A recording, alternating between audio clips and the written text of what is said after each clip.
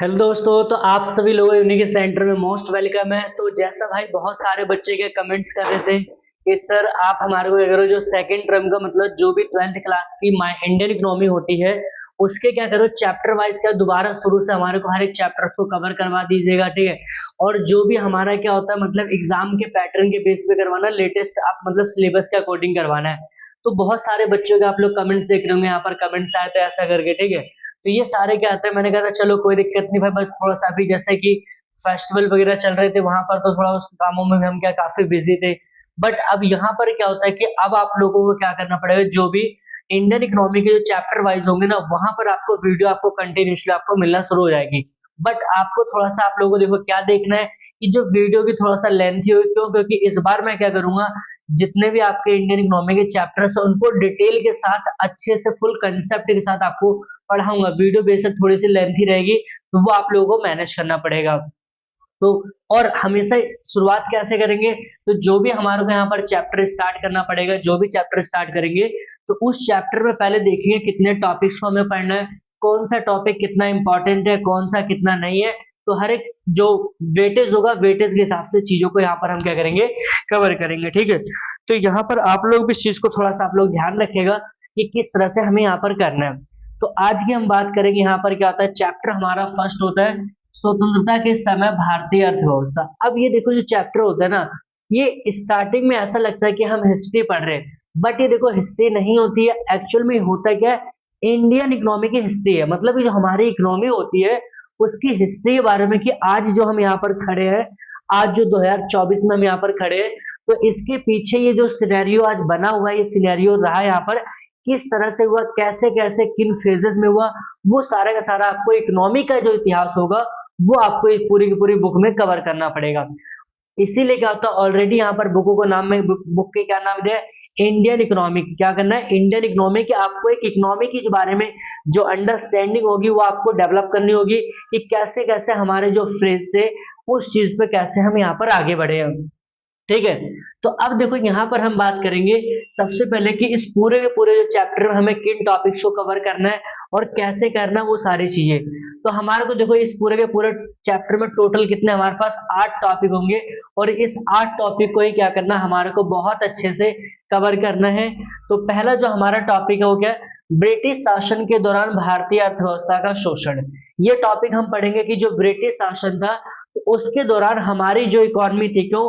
क्योंकि देखो थोड़ा सा भी मैं इसको आपको बैकग्राउंड समझाऊंगा कि कैसे चीजें अंग्रेज लोग हमारे ऊपर जो होते हैं वो राजी कैसे हुए, ठीक है। तो यहाँ पर हमें देखने को मिलेगा कि जो ब्रिटिश शासन के दौरान हमारी जो इंडियन इकोनॉमी होती थी उसका एक्सप्लोटेशन कैसे किया गया था। दूसरा टॉपिक हमारे को जो यहाँ पर पढ़ने को मिलेगा वो स्वतंत्रता के समय भारतीय अर्थव्यवस्था की विशेषता की। जब हम आजाद हुए, ठीक है, जब हम आजाद हुए तो आजादी के दौरान हमारी जो इकोनॉमी थी, इंडियन इकोनॉमी थी, उसके क्या क्या फीचर थे, उसकी क्या क्या विशेषता थी, हमें वो पढ़ना पड़ेगा, ठीक है। तीसरा टॉपिक हम क्या पढ़ेंगे जो वेरी इंपॉर्टेंट है, मोस्ट इंपॉर्टेंट, स्वतंत्रता के समय कृषि क्षेत्र के बारे में देखेंगे कि जो एग्रीकल्चर था, जब हम आजाद हुए, अंग्रेज लोग हमारे यहाँ से चले गए, तब हमारे यहाँ पर कैसी चीजें हुई, कृषि क्षेत्र कैसा रहा। और चौथा टॉपिक क्या कवर करेंगे, स्वतंत्रता के समय औद्योगिक क्षेत्र की जो हमारा इंडस्ट्री सेक्टर होता था, जिसमें हम पार्टिकुलर एक बात करेंगे जो हैंडीक्राफ्ट होते थे, हस्तकला के बारे में, वो सारी की सारी चीजें यहाँ पर कैसे हुई है, ठीक है। और पांचवा जो टॉपिक हम बात करेंगे, ब्रिटिश शासन के अंतर्गत विदेशी व्यापार के, हमारा जो विदेशों के साथ जो व्यापार होता था, इंग्लैंड से कितना होता था, बाकी जो हमारे आसपास की जो कंट्रीज होते थे उनके साथ हमारे जो ट्रेड होता था वो किस प्रकार का था, कितने परसेंटेज का होता था, वो सारे के सारे टॉपिक्स को कवर करना है। और छठा जो टॉपिक है हमारे यहाँ पर, ब्रिटिश शासन के दौरान जनांकीय रूपरेखा की जो हमारे यहाँ पर डेमोग्राफिक प्रोफाइल्स होती है उसके बारे में देखेंगे, शिशु मृत्यु दर वगैरह क्या थी, मृत्यु दर क्या होती थी, जीवन प्रत्याशा, ये सारे टॉपिक कवर करना है। और उसके बाद देखो यहाँ पर स्वतंत्रता के समय व्यवसायिक ढांचा, कि व्यवसायिक ढांचे की कंडीशंस क्या होती थी वो देखना है। और फिर उसके बाद हमारे को देखना सबसे इंपॉर्टेंट क्या है कि स्वतंत्रता के समय आधारिक संरचना कैसी थी, हमारा जो इंफ्रास्ट्रक्चर थे वो किस तरह का डेवलप हुआ था। तो ये टॉपिक्स को हमारे को चैप्टर में कवर करना है। अब यहाँ पर थोड़ा सा हम यहाँ पर समझते थोड़ा बैक में, ये जो चैप्टर होगा ना आपको बताएगा कि आजादी के टाइम पर, आजादी के बाद और आजादी से पहले, ये तीनों केसेस हमारे को इंक्लूड करना है। तो अगर हम बात करते हैं शुरुआत कैसे होती है, ये हम क्यों पढ़ाया जाता है, तो जैसे आप लोगों को एक डेट याद होगी यहाँ पर कि 1757, ठीक है। तो 1757 में क्या होता है, आप लोगों ने नोटिस किया होगा, जहां पर क्या होता है, प्लासी, किसका, जो यहाँ पर प्लासी का युद्ध हुआ था, ठीक है। क्या होता है, प्लासी, प्लासी का जो युद्ध हुआ था, तो यहाँ पर जो राजा होते थे, जो बंगाल के साइड में अगर हम बात करेंगे, जिनका नाम क्या होता था, सिराजुद्दौला, ठीक है। तो उनके शासन के दौरान क्या होता है कि यहाँ पर जो ब्रिटिश मतलब जो अंग्रेज लोग होते हैं, जो ब्रिटिश लोग होते हैं, वो इंडिया में क्या होता है, पैर रखते हैं, ठीक है। तो अब इससे अगर हम थोड़ा इससे और पहले जाएंगे, तो आपने सुना होगा कि 1600 में यहाँ पर क्या होता है, ईस्ट इंडिया कंपनी यहाँ पर हमारे इंडिया में प्रवेश करती। लेकिन जब इस दौरान हम देखेंगे तो 1600 में यहाँ पर क्या होता है, वो कभी भी इस पर्पज से उनका ऑब्जेक्टिव ये नहीं होता था कि वो हमारे यहाँ पर वो राज करना चाहते थे, शासन करना चाहते थे, ऐसा नहीं था। लेकिन जब वो 1600 में आए थे, बस वो किस चीज के पर्पज से आए थे, वो व्यापार के पर्पज से आए थे, सामान को खरीदना बेचना और चले आना, बस उनका मेन मोटिव ये होता था। लेकिन जैसे जैसे उन्होंने देखा यहाँ पर इकोनॉमिक, जैसे यहाँ पर हमारे इंडिया में आता है, इंडिया को चीजों को देखा, तो उन्हें ऐसा लगा कि हाँ भाई, यहाँ पर भी क्या होता है, हम अपने आप को मतलब अपना शासन चला सकते हैं, अपने पैरों को यहाँ पर जमा सकते हैं। तो फिर धीरे धीरे उनकी जो शुरुआत होती है, तो 1757 में जाके यहाँ पर क्या सिराजुद्दौला वगैरह के साथ क्या होता है, ब्रिटिश सरकार मतलब अंग्रेजों का क्या होता है, युद्ध होता है, लड़ाई होती है, उसमें क्या होता है, ब्रिटिश सरकार क्या होती है, यहाँ पर जीत जाती है, ठीक है। अब यहाँ पर क्या होता है, तो फिर ऐसा होता है कि जो हमारे उस स्टार्टिंग में जो बंगाल वगैरह का जो हिस्सा पड़ता है, वहां पर क्या होता है कि जो वहां पर अंग्रेज लोग कहते हैं कि अब क्या करेंगे, इस एरिया को क्या होगा, हम अपने हिसाब से चलाना शुरू करें। क्यों, क्योंकि जीतते थे, युद्ध होते थे, वहां पर पूरे जो एरिया होता था वो अंडर में उनके चला जाता था। तो ऐसे करते करते अंग्रेजों की शुरुआत यहाँ पर उन्होंने कर दी, ठीक है। फिर उसके बाद हमें याद रखना होगा यहाँ पर 1800 क्या होता है, 58, ठीक है। 1858 में अगर हम बात करेंगे, ठीक है, 1858 में, तो यहाँ पर क्या देखने को मिलता है कि अब यहाँ पर क्या होता है कि जब ये चीजें हुई, ठीक है, अंग्रेज जीते, लेकिन उसके बावजूद भी क्या होता है, आपने यहाँ पर एक बीच में डेट पड़ी होगी 1857 की, आपने क्रांति पड़ी होगी, क्या होगी, 1857 की जो हमारी यहाँ पर होती है क्रांति, ठीक है। क्रांति, स्वतंत्रता संग्राम भी जैसे कहते हैं, ठीक है। तो यहाँ पर क्या हुआ कि बहुत बड़े काफी मतलब युद्ध, जो भी हमारे देश के बड़े बड़े जो मतलब जैसे रानी लक्ष्मीबाई वगैरह हो गए, तात्या टोपे वगैरह हो गए, ये सारे जो मतलब बड़े बड़े जो लोग थे, इन्होंने क्या युद्ध वगैरह मतलब आवाज उठाई, ठीक है, गुहार लगाई कि हमें, क्योंकि अंग्रेजों के द्वारा बहुत ज्यादा परेशान किया जाता था। फिर 1858 में क्या होता है, यहाँ पर ये चीजें थोड़ा सा बदली आती है। तो अब जो यहाँ पर ब्रिटेन होता है ना, तो अब पहले अंग्रेज लोग शासन करते थे, ठीक है, 1600 में, लेकिन 1858 में यहाँ पर क्या कर दिया गया, तो यहाँ पर जो ब्रिटेन होती है, जो कंट्री होती है, तो अब उन्होंने कहा कि ब्रिटेन की सरकार जाके इंडिया में क्या करेगी, ब्रिटेन की जो सरकार होगी वो इंडिया में क्या करेगी, शासन करना करेगी, मतलब शासन को संभालेगी। क्यों, क्योंकि ऐसा देखा गया था कि 1857 तक क्या था कि अंग्रेज लोगों से लड़ाइयां होती थी, वो लगता था कि उनके शासन को नहीं चलने दिया जाएगा। तो वहां पर फिर क्या करते, अंग्रेजों को हटाकर तो ब्रिटिश सरकार ने, खुद ही ब्रिटेन की सरकार ने यहाँ कहा कि हम यहाँ पर जाके शासन करेंगे। और फिर उसके बाद जो हमारे यहाँ पर डेट आती है, और ये प्रोसेस हमारी कब तक चलती है, 1947 तक की, 1947 तक की, कि जब हमारे को क्या होता है, यहाँ पर स्वतंत्रता प्राप्त होती है, आजादी प्राप्त होती है, स्वतंत्रता क्या होती है यहाँ पर प्राप्त होना, ठीक है। तो इस समय, तो ऐसे जब घटना होती है, फिर हम देखेंगे यहाँ पर ये पढ़ेंगे कि जब हम ये था, उससे पहले की इकोनॉमी क्या होती थी, काफी फेमस होती थी। ऐसा कहा जाता था कि जो भारतीय अर्थव्यवस्था क्या होती थी, वो बहुत मतलब कह सकते हो सोने की चिड़िया कहा जाता था। क्यों, क्योंकि हमारे यहाँ पर क्या होता था, अंग्रेजों के द्वारा जो होते थे कच्चे माल, जो क्या नाम है, जो मसाले वगैरह होते थे, बहुत भारी मात्रा में खेती होती थी, तो उसके बदले वो लोग यहाँ पर आते थे और क्या कहते हैं, उसके बदले हमें सोने चांदी वगैरह क्या वो दिए जाते थे रिटर्न में। तो ये करना है। तो अब यहाँ पर हम देखो एक एक टॉपिक्स को शुरुआत करेंगे कि पहले क्या क्या टॉपिक्स को ऐसे कैसे कवर करना है। तो हम अब आगे देखते हैं कि कैसे हमें टॉपिक को कवर करना है। तो जैसा कि मैंने आपको बता दिया था कि अब देखो जो हमारे पूरे के पूरे जो चैप्टर फर्स्ट होता है उसमें हमें 8 टॉपिक को कवर करना है, जो कि पूरा चैप्टर समेट देगा। तो आज की वीडियो में हम बात करेंगे, इसमें ये वीडियो थोड़ा सा लेंथी रहेगी, जिससे कि आपका क्या होगा, देखो लेंथी होने से क्या होगा कि आपके सारे के सारे टॉपिक एक वीडियो में कंसेप्ट को क्लियर होगा। तो आज की इस वीडियो के अंदर हमें 4 टॉपिक्स को कवर करना है। पहला टॉपिक देखेंगे कि स्वतंत्रता के समय भारतीय अर्थव्यवस्था की क्या विशेषता होती है। दूसरा जो हमारा टॉपिक देखेंगे कि कृषि गतिहीनता के क्या कारण है, या फिर जो एग्रीकल्चर सेक्टर होता है उसके बारे में देखेंगे। तीसरा टॉपिक हमारे को देखना है कि जो हस्तकला होता है, तो मतलब इंडस्ट्री जो सेक्टर होता है, औद्योगिक क्षेत्र, उसका पतन कैसे हुआ। और चौथा टॉपिक हमें देखना है कि यहाँ पर विदेशी व्यापार की स्थिति क्या होती है। एक एक टॉपिक को बहुत कंसेप्ट के साथ बहुत अच्छे से मैं यहाँ पर कवर करवाते चलूँगा। तो पहले टॉपिक की हम बात करते हैं, स्वतंत्रता के समय भारतीय अर्थव्यवस्था की विशेषता बताओ कि जब हम आज़ाद हुए तो आज़ादी के टाइम पर हमारी जो इकोनॉमी थी, तो इकोनॉमी का फेज़ कैसा था, इकोनॉमी की कंडीशन कैसी थी। तो वैसे इसकी कंडीशन देखो, काफ़ी सारे पॉइंट्स निकल के आ रहे हैं यहाँ पर। पहले हम कंडीशन देखेंगे गतिहीन अर्थव्यवस्था। तो ऐसा कहा जाता था कि जब हम आज़ाद हुए तो आज़ादी के दौरान क्या था कि जो हमारी अर्थव्यवस्था थी बहुत ज़्यादा गतिहीन थी। गतिहीन क्यों थी? क्योंकि हमारे यहाँ पर जो प्रति व्यक्ति आय की जो वृद्धि दर थी वो बहुत ज़्यादा कम थी, या फिर कैसा ना के बराबर उसमें वृद्धि होती थी, जिस कारण क्या कहा जाता था कि अर्थव्यवस्था में किसी प्रकार का कोई मोशन, किसी प्रकार की कोई इसमें मोमेंटम नहीं होता था। ठीक है। दूसरा हम बात करते हैं पिछड़ी हुई अर्थव्यवस्था। देखो, पिछड़ी हुई अर्थव्यवस्था का मतलब क्या था? तो ऐसा माना जाता था, उस समय देखा गया था कि जो हमारी अर्थव्यवस्था होती थी, तो अर्थव्यवस्था के अंतर्गत क्या होता है, लगभग 72% लोग जो होता था सिर्फ कहाँ पर, कृषि पे कार्य करते थे। किसमें? एग्रीकल्चर सेक्टर के ऊपर डिपेंड होते थे। लेकिन वहाँ फिर भी कुछ आंकड़े ऐसे आते थे जिसमें ये बताया जाता था कि सिर्फ 50% मतलब 72% लोग काम करते थे। लेकिन जो हमारे देश की जो GDP होती थी, उस GDP में क्या होता था, सिर्फ 50% लोगों का ही क्या होता था, योगदान होता था।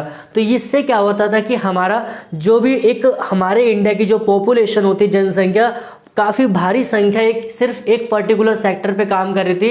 कौन से? एग्रीकल्चर पे। लेकिन हमेशा आप लोग याद रखना कि किसी भी देश की इकोनॉमी के ग्रोथ को आगे ले जाने के लिए ना, उस पर सबसे ज़्यादा इंपॉर्टेंट आता है सेकेंडरी जो सेक्टर होता है, मैन्युफैक्चरिंग जो डिपार्टमेंट होता है, सेक्टर होता है, उसका रोल प्ले होता है।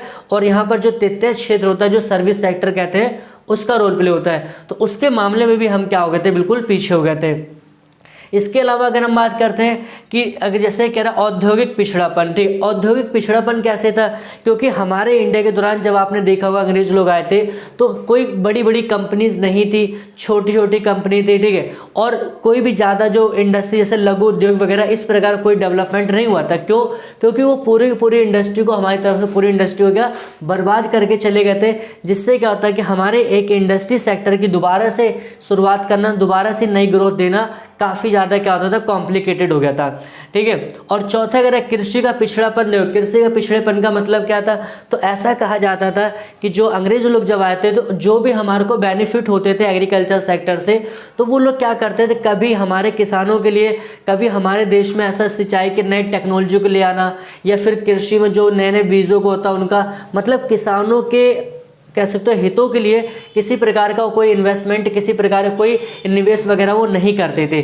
जिससे क्या होता था, बस क्या होता था, जो भी ज़मीनें होती थी उस पर खेती की आती थी, और खेती करने के बाद क्या होता था, उसमें वहाँ पर जो भी टैक्स वगैरह होते थे वो पे करते थे। बस इस तरह से प्रोसेस यहाँ पर चलती थी, जिस कारण क्या होता था, हम यहाँ पर कृषि के मामले में भी क्या हो गए थे, पीछे रह गए थे।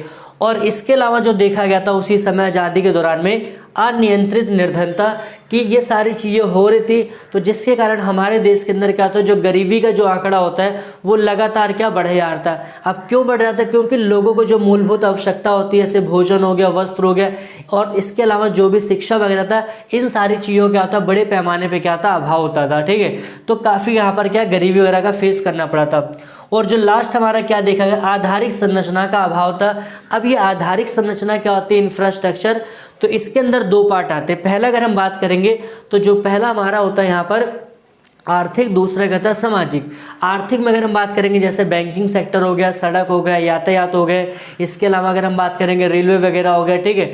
जो भी हमारी सारी चीज़ें कौन से आएंगे, आर्थिक में। सामाजिक में क्या होती है, 3 चीज़ें आती है, शिक्षा होता है, स्वास्थ्य होता है और आवास होता है। तो उस समय ऐसा देखा गया था कि इन सारी चीज़ों का जो बैंकिंग फैसिलिटी हो गई, जो ट्रांसपोर्ट सिस्टम होता था, उतना ज़्यादा कोई खास नहीं था, जिसके कारण ऐसा कहा गया था कि आधारिक संरचना का अभाव था। कब? जब हम आज़ाद हुए थे। तो यह हमारे क्या थी, मतलब अर्थव्यवस्था की विशेषता थी। उसके बाद हमारे को जो पढ़ना सबसे इंपॉर्टेंट टॉपिक है, कृषि गतिहीनता के क्या कारण थे। क्या कृषि गतिहीनता के क्या कारण थे? तो उसमें सबसे जो इंपॉर्टेंट कारण रहा था वो क्या था, ये, और दूसरा ये कह रहा ब्रिटिश राज में। ठीक है। ब्रिटिश राज में भू राजस्व प्रणाली, इसी को नाम क्या कहा गया था, इसी को वहाँ पर बताया गया था, इसी को हम एक जमींदारी प्रथा के नाम से भी जानते थे। क्या कहते थे? जमींदारी प्रथा के नाम से भी जाना जाता था, इसे जमींदारी प्रथा भी कहा जाता था। तो अब इस पॉइंट में हम देखते हैं कि अंग्रेजों ने हमारे कृषि क्षेत्र को, जो एग्रीकल्चर सेक्टर होता था, उसको कैसे उन्होंने नष्ट किया था। तो पहला उन्होंने एक सिस्टम डेवलप किया था जिसका क्या, जमींदारी प्रथा। अब इस सिस्टम के जब डेवलप किया गया तो यहाँ पर क्या कर दिया, कुछ बातें बताई गई थी। पहली बात क्या कही गई थी कि इसमें क्या था, 3 लोग शामिल किए गए थे। कितने लोग, 3 लोग। कौन कौन से, ब्रिटिश सरकार शामिल हुई थी, जमींदार शामिल होते, इसके अलावा जो किसान होते थे वो 3 लोग शामिल थे। और फिर दूसरा क्या कहा गया इसमें, अब इन्हीं के तीनों के बीच में क्या होगा, एक रिलेशन को जनरेट किया गया था जिसे त्रिकोणीय संबंध कहा गया। अब उसके बाद क्या हुआ था, इसमें ब्रिटिश सरकार ने 3 बातें रख दी। पहला क्या कह दिया कि जो जमींदार होते थे, तो अब जमींदार जितने भी रहेंगे पूरे की पूरी जो लैंड होती थी, पूरे की पूरी जो जमीन होती थी, उसका उनको क्या कर दिया गया, उनका मालिक बना दिया गया। ये दूसरा उन्हें क्या कहा गया कि अब जमींदारों को पूरी की पूरी मतलब एक तरह फ्रीडम दे दी गई, पूरी की पूरी स्वतंत्रता दे गई कि वो किसानों से मन चाहा क्या कर सकते थे, टैक्स वसूल सकते थे, अपनी मर्जी से जितना चाहे टैक्स ले सकते थे। ऐसा मतलब किसी प्रकार की कोई वहाँ पर रोक टोक नहीं होती थी। और तीसरी बात इसके अंदर क्या बताई गई थी कि जो जमींदारों को कह दिया गया था कि वो लोग क्या करेंगे, ब्रिटिश सरकार को एक पर्टिकुलर टाइम पीरियड पे क्या करेंगे, टैक्स का अमाउंट पे करेंगे वो चल के, ठीक है। और दूसरा अगर हम बात करते हैं कृषि का व्यापारीकरण, अब देखो उन्होंने, तो ऐसा देखा जाता था कि पहले जो हमारे इंडिया के किसान होते थे, जो इंडिया के लोग होते थे, वो सिर्फ क्या, खाद्यान्न फसलों की खेती करते थे। कौन सी, खाद्यान्न फसलों की। तो जिससे हुआ क्या कि अब अंग्रेजों ने क्या कर दिया, हमारे को क्या होता है, खाद्यान्न के स्थान पर हमें रिप्लेस कर दिया कि हमें कह दिया कि व्यापारिक फसलें, तो जिसमें आपका कह सकते हो कि अफीम वगैरह हो गया, इसके अलावा जो भी कपास वगैरह हो गए, चाय वगैरह, इनकी खेती बड़े पैमाने पर करवाई गई थी। अब इन सारी चीज़ों की खेती करने के लिए क्या होता था, हमारे किसानों को बहुत ज़्यादा क्या पैसों की ज़रूरत होती थी, तकनीकों की ज़रूरत होती थी। तो अब वो क्या होता है, जमींदारों से उधार लिया था। तो ऐसा माना जाता था कि कहीं न कहीं जो हमारा कृषि बर्बाद हुआ तो वो कहीं न कहीं अपने लोगों के द्वारा, मतलब हमारे किसानों का क्या होता है, जमींदारों के द्वारा क्या शोषण करवाया गया था। ये यहाँ पर आपको बताना है। और कह रहा है कि निम्न उत्पादकता, अब सोचिए ये सारी चीज़ें नुकसान हो रही है, ठीक है। तो ऐसा अनुमान लगाया जाता था कि जो हमारे यहाँ पर क्या होता है, जो कह सकते हो लो प्रोडक्टिविटी, उत्पादकता का मतलब क्या होता है कि किसी ज़मीन पर प्रति हेक्टर भूमि के उत्पादन से है, ठीक है। तो अब यहाँ पर सारी की सारी दिक्कतें थी, तो उन दिक्कतों के कारण हमारे पास कोई अच्छी लेवल की कोई तकनीक नहीं थी, किसी प्रकार का कोई डेवलपमेंट नहीं था, सिंचाई कोई सुविधा नहीं होती थी, जिस कारण क्या होता था, हमारे यहाँ पर जो उत्पादकता थी, जो प्रोडक्शन कैपेसिटी होती थी, वो बहुत ज़्यादा क्या होती थी, लो होती थी, ठीक है। इसके अलावा देखो अगले क्या कारण रहा था जो हमारा एग्रीकल्चर खत्म होता, लघु एवं बिक्री, खंडित जोते कह सकते हो बिक्री। अब लघु का मतलब क्या था, ऐसा देखा गया था कि जो भारत है, तो भारत का जो भी कृषि क्षेत्र होते थे, तो वहाँ पर जो खेत वगैरह होते थे वो काफ़ी छोटे छोटे होते थे। आप लोग भी गाँव जाते होंगे तो वहाँ पर आपने नोटिस किया होगा, देखा होगा कि आप लोग एक खेत इधर है तो एक उधर है, एक उधर है, ऐसे अलग अलग फैले होते थे। अब कभी कभी उस समय किसानों का ऐसा होता था कि खेत इतने छोटे होते थे कि उस पर आज के समय में कोई ट्रैक्टर मशीन वगैरह भी नहीं चलाई जा सकती थी, जिससे क्या हो गया, हमारी कृषि वगैरह क्या हो गई थी, लगातार क्या हो गई थी, पीछे चली गई थी। और जो यहाँ पर लास्ट कारण क्या बना था, जमींदारों और किसानों के बीच गहरी खाई। अब यहाँ पर क्या हुआ, देखो अब वो उनके बीच में जो रिलेशन बनता था पहले काफ़ी अच्छा था, अब उस रिलेशन में क्या दरार पड़ने लगी। वो दरार यहीं से निकली थी कि जब अंग्रेजों ने क्या जमींदारों को पूरी स्वतंत्रता दे दी। तो अब यहाँ पर क्या हो गया, जो किसान लोग थे वो जमींदारों को क्या काफ़ी मतलब संदेह की नज़र से देखते थे। क्यों, क्योंकि जमींदारों और किसानों के बीच में क्या आता था, शोषण, या जमींदारों द्वारा किसानों का शोषण क्या आता था। जब भी कोई किसान जमींदार के यहाँ पर खेती करता था या उनके खेतों में काम करता था, अगर वहाँ पर क्या होता था कि वो उस जो भी वहाँ पर टैक्स वगैरह पे करना पड़ता, अगर नहीं अनाज अच्छा होता था तो जमींदारों द्वारा क्या होता था, किसानों से उनकी ज़मीनों को छीन लिया जाता था या उन्हें ज़मीनों से क्या कर दिया जाता था, बेदखल किया जाता था। तो ये हमारे क्या 2 टॉपिक यहाँ पर कंप्लीट होते हैं। तो अब हमारे को जो तीसरा टॉपिक हमारे को क्या कवर करना है, हस्तकला या औद्योगिक क्षेत्र का पतन कैसे हुआ। अभी तक हमने देखा था कि भाई अंग्रेज लोग आए, उन्होंने हमारी एक जो एग्रीकल्चर सेक्टर होता है उसको पूरी तरह से डिस्ट्रॉय कर दिया। अब हमें देखना है कि जो मतलब हमारा हैंडीक्राफ्ट होता था उसको कैसे हम ख़त्म कर रहा था। तो उन्होंने उसके लिए बहुत अच्छी साजिश रची थी, और वो साजिश क्या थी, तो उन्होंने यहाँ पर क्या किया था, पहला राज्य की विभेद मूलक टटकर नीति अपनाई थी। ये काफ़ी इंपॉर्टेंट क्वेश्चन है, पेपर में भाई कई बार ये पूछा गया है कह रहे हैं राज्य की विभेदमूलक तटकर नीति। अब इस नीति में क्या बताया गया था, देखो यहाँ पर इस नीति में क्या कर दिए गए थे, भेदभाव वाली नीति थी। तो ऐसा कहा गया था कि जो ये पूरी घटना चल रही है ना, उसी घटना के दौरान क्या था, ब्रिटेन में औद्योगिक क्रांति का दौर शुरू हुआ था। औद्योगिक क्रांति का मतलब क्या था, वहाँ पर बहुत बड़े बड़े इंडस्ट्री कह सकते हो इंडस्ट्रियलाइजेशन हो गया था, बड़ी बड़ी कंपनियां वहाँ पर स्टैब्लिश हो रही थी। अब उन कंपनियों को क्या होता था, रॉ मटेरियल की नीड होती थी बहुत ज़्यादा। तो अंग्रेजों ने क्या कहा कि अब पूरी दुनिया में अलग अलग हिस्सों में गए, उन्होंने देखा कि उनको उतनी मात्रा में कोई ऐसी कंट्री नहीं जहाँ से उन्हें क्या होता है, कच्चा माल प्राप्त हो। तो उन्होंने किसके ऊपर टारगेट किया, इंडिया को।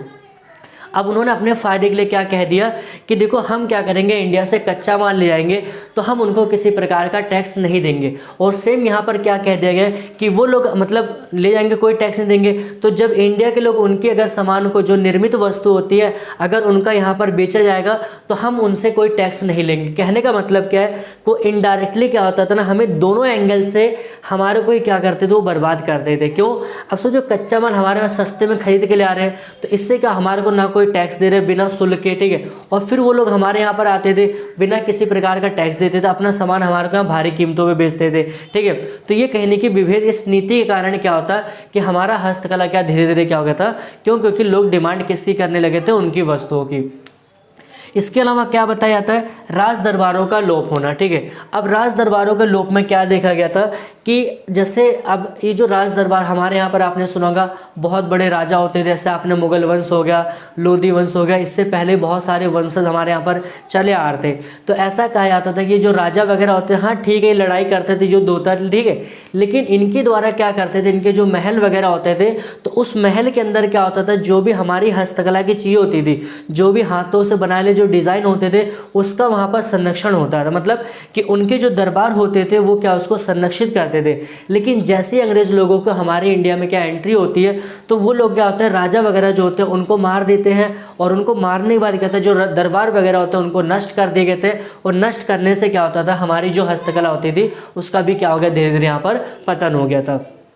फिर अगला पॉइंट क्या, मशीनों द्वारा निर्मित वस्तुओं की प्रतियोगिता। अब ये देखो काफ़ी इंपॉर्टेंट कारण माना जाता है, क्यों, क्योंकि हमारे यहाँ पर जो चीज़ें बनाई जाती थी हाथ से, तो आप लोगों ने भी अपने घरों में देखा होगा कि जो आपकी माता जी या सिस्टर वगैरह होती है, तो वहाँ पर आपने देखा जो पहले स्वेटर वगैरह हम पहनते थे, तो जो भी ऊन वगैरह का यूज़ होता है, जैसे मान लो लाल पीले वगैरह अलग अलग कलर्स के जो घर में वो क्या होता है, जो स्लाइस होती थी उसके द्वारा क्या होते थे कि वो स्वेटर वगैरह बनाते थे। लेकिन वो क्या होता था कि हम उस समय पहनते थे, लेकिन अगर हम आज के समय बात करें तो वो लोग, अगर हम देखते हैं कि वहाँ पर जैसे क्या नाम है, अगर उसको पहने तो हमें नहीं, उस चीज़ को हम प्रेफर नहीं करेंगे। रीज़न क्या है, ना उसमें कोई डिज़ाइन, ना कोई कार्टून वगैरह ऐसा। लेकिन आज के समय में क्या होता है, हम लोग जो मार्केट की जो चीज़ें होती है, जैसे कोई मतलब कोई कार्टून वगैरह बना हो गया, कुछ अलग अलग डिज़ाइंस हो गए, ठीक है, ऐसा करके क्वालिटी अच्छी होती है। तो अंग्रेज लोगों ने क्या कर दिया कि जो भी हमारी हाथों की चीज़ें बनाई जाती थी, तो उन्होंने उसके अगेंस्ट क्या कर दिया, अपनी मशीनों से जो निर्मित वस्तु होती थी उसको मार्केट में क्या कर दिया, भारत की मार्केट में उतार दिया। तो अब यहाँ पर भारत के द्वारा क्या कर दिया गया, जो भी हाथ से बनाई जाती चीज़ें उसकी डिमांड क्या कम कर दी गई थी, और हम मशीन की जो वस्तुएं होती थी उनको ज़्यादा प्रायोरिटी देना हमने शुरू कर दिया था। इस कारण क्या होता है, ऐसा कहा जाता है कि जो हस्तकला पिछड़ी थी वो किसके कारण, अंग्रेजों के द्वारा जब मशीनों प्रोडक्ट हमारे इंडिया में लॉन्च किए गए थे, ठीक है। और नेक्स्ट पॉइंट कह रहे हैं मांग का नया स्वरूप। अब यहाँ पर देखो ये सारी चीज़ चल रही थी, तो यहाँ पर क्या हो कि हमारे इंडिया के जो लोग होते हैं, तो उनकी जो द्वारा जो डिमांड क्या आती थी, उस डिमांड के पैटर्न में क्या हुआ, एक बहुत बड़ा क्या बदलाव आया। बदलाव क्या देखा गया था कि अब वो लोग ही, ठीक है, हम लोग ही इंडिया के जो थे वो क्या कर दिया, हम ब्रिटिश जो सामान होता था उसके पक्ष में हम शुरू हो गए बोलना, और जो इंडिया की जो मतलब इंडिया का जो हस्तकला निर्मित होती थी हम उसके अगेंस्ट में चले गए। मतलब ब्रिटिश जो कह सकते हो पश्चिमीकरण था उसको हमने समर्थन करना शुरू कर दिया, और इंडिया की जो चीज़ें होती हमने उसका क्या कर दिया, विरोध कर दिया। इससे क्या हुआ कि अब कहीं न कहीं जो मार्केट में पूरे के पूरे इंडिया के हर एक पॉइंट्स पे क्या होता है, उनके सामानों की डिमांड की जाने लगी, जिससे क्या हुआ कि हमारा हस्तकला क्या हो गया था, पतन हो गया था। और भारत में रेलवे का आगमन, तो ये भी देखो काफ़ी इंपॉर्टेंट होता है। ऐसा कुछ लोगों का मानना होता है कि जो इंडिया में जो रेलवे अंग्रेज लोग के लिए आए थे वो उन्होंने हमारे पर्पज़ से, नहीं भाई ऐसा बिल्कुल नहीं है। तो जो उन्होंने रेलवे का इंट्रोड्यूस किया था, तो उस इंट्रोडक्शन से क्या होता, वो ये चाहते थे कि इंडिया के अंदर हर एक घर के कोने पर वो अपने प्रोडक्ट को आसानी से क्या करे, पहुंचा दे, जिससे हमारे प्रोडक्ट की डिमांड क्या हो जाए, पूरी मार्केट में क्या हो जाए, डाउन हो जाए। तो इसीलिए उन्होंने क्या कर दिया, इंडिया में रेलवे का इंट्रोडक्शन किया था। आज के समय हाँ ठीक है, हमारा फ़ायदा हुआ है, लेकिन वो कहने की उनका मेन पर्पज़ क्या था, इस चीज़ को ख़त्म करना। और लास्ट टॉपिक हम देखते हैं यहाँ पर क्या कह रहे हैं, ब्रिटिश शासन के अंतर्गत विदेशी व्यापार, कि अब जब अंग्रेज लोग यहाँ पर थे हमारे यहाँ पर, तो हमारा जो फॉरेन ट्रेड होता था, हमारा जो दुनिया के साथ व्यापार होता था, उसका क्या तरीका था, उसमें क्या फ्लैक्चुएलिटी थी, वो सारी देखना है। तो व्यापार हमारे दो चीज़, कच्चे माल का शुद्ध निर्यातक तथा निर्मित वस्तुओं का हम क्या करते थे, शुद्ध आयातक। मतलब ऐसा देखा गया था कि जो भारत के द्वारा क्या होता था, जितना भी रॉ मटेरियल्स होता था, हम उसका शुद्ध भारी मात्रा में ब्रिटेन को क्या करते थे, उसका निर्यात करते थे, और उनके द्वारा जो भी निर्मित वस्तुएं होती थी, जो भी मशीनों के द्वारा जो प्रोडक्ट वहाँ पर मतलब इंट्रोड्यूस किए आते थे, हम उसको डिमांड क्या यहाँ पर इंडिया में इम्पोर्ट करते थे, ऐसा देखा गया था। इसके अलावा कह रहे कि एकाधिकार नियंत्रण। अब ये देखो काफ़ी पॉइंट हमारा रहा था कि ऐसा कहा जाता है कि जो विदेशी व्यापार होता है दुनिया के अलग अलग देशों में, लेकिन उस समय ऐसा देखा गया था कि जो हमारा व्यापार होता है ना, लगभग अगर हम बात करें 85% हमारा जो व्यापार होता था वो ब्रिटेन के साथ होता था। क्यों? क्योंकि उनकी हमारे ऊपर मोनोपोली थी, उनका हमारे पे क्या था, औपनिवेशिक राज था, ठीक है। और इसके अलावा हमारा जो व्यापार मतलब 2-4-10% क्या श्रीलंका के साथ होता था, ठीक। इसके अलावा इंडोनेशिया वगैरह के साथ होता, रूस वगैरह के साथ, तो इनसे थोड़ा बहुत होता, लेकिन ज़्यादा मात्रा पे किसके साथ होता था, उनका। तो इसके कारण क्या था, हमारा जो व्यापार पूरा कैप्चर किसने किया था, अंग्रेजों ने। और लास्ट पॉइंट करें अधिक्य व्यापार शेष। अभी देखो अधिक्य व्यापार शेष का मतलब क्या होता है कि ये इसका मतलब सीधा सही होता है कि जब एक देश के द्वारा क्या होता है, एक्सपोर्ट ज़्यादा किया आता है और इंपोर्ट कम किया आता है, तो उससे उस देश की मतलब उससे उस देश में क्या होता है कि यहाँ पर फॉरेन जो एक्सचेंज होता है, विदेशी मुद्रा होती है, वो भारी मात्रा में क्या होती है, आती है। पर हमारे यहाँ पर देखो ऐसा था, लेकिन जो भी हमारा निर्यात हम करते थे भारी मात्रा में, तो उससे जो भी हमारा बेनिफिट होता था ना, तो उस बेनिफिट का जो पैसा होता था वो अंग्रेज लोग कभी भी वो इंडिया के लिए यूज़ नहीं करते थे। वो क्या करते थे, वो लोग अपने प्रशासन को चलाने के लिए, जो उनकी सेना होती थी उनकी सैलरीज वगैरह लेने के लिए, या जो ब्रिटिश सरकार होती है उसको सिस्टम को चलाने के लिए, तो इन्हीं कामों के लिए मतलब अपने पर्पज़ के ऑब्जेक्टिव से वो क्या खर्च करते थे। वो कभी ऐसा नहीं सोचते थे कि चलो किसानों को नई मशीनें दे दिया है या नया वहाँ पर कोई तकनीक लाया जाए, ऐसा बिल्कुल नहीं सोचते थे। तो इस पाठ में क्या होता है कि हम इतने ही टॉपिक को देखेंगे, और बाकी जो इस चैप्टर के रहता है हमारा सेकंड पार्ट होगा, और उस सेकंड पार्ट के अंदर क्या करेंगे, इस चैप्टर को हम क्या कर देंगे, समेट देंगे। तो और यार अगर आपको वीडियो अच्छी लगती है तो वीडियो को एक बार क्या करो, लाइक करो, शेयर करो, और चैनल को ज़्यादा से ज़्यादा आप लोग सब्सक्राइब करिए। Thanks for watching this video.